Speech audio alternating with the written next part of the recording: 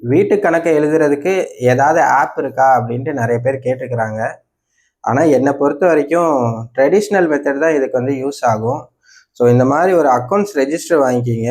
அது உங்கள் ஏரியாவில் கிடைக்குதா பாருங்கள், இல்லை ஏதாவது ஒரு 40 பக்கம் நோட்டு கிடைச்சா கூட ஓகே தான்.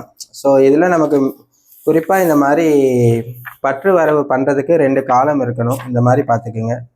அதில் வந்து இப்போ நம்ம பார்த்தோம் அப்படின்னா, இந்த பக்கம் வரவுன்னு எழுதிக்கிங்க, இந்த பக்கம் செலவுன்னு எழுதிக்கிங்க. ஸோ வரவாகிற அமௌண்ட்டெல்லாம் ஒரு பக்கம் வந்து எழுதுங்க. நீங்கள் எதுக்காக செலவு பண்ணுறீங்களோ அதை வந்து எழுதுங்க.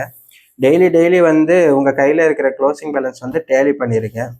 ஸோ என்றைக்குமே வந்து நம்ம கையில் எவ்வளோ எக்ஸாக்டாக பேலன்ஸ் இருக்குது அப்படிங்கிறது இந்த நோட்டை பார்த்தாலே தெரிஞ்சிடும். எழுதிட்டு வாரம் வந்து வீக்லி ஒன்ஸ் வந்து எந்தெந்த கேட்டகரியில் எவ்வளோ வந்து செலவாயிருக்கு அப்படிங்கிறத ரிவ்யூ பண்ணுங்கள்.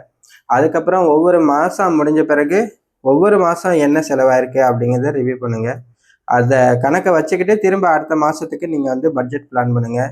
இந்த மாதிரி இந்த ஒரு விஷயத்த மட்டும், வீட்டு கணக்கை மட்டுமாவது நீங்கள் வந்து இந்த மாதிரி ஃபாலோ பண்ணிங்கன்னா உண்மையிலேயே வந்து வீட்டு வர செலவு ரொம்ப அருமையாக இருக்கும்.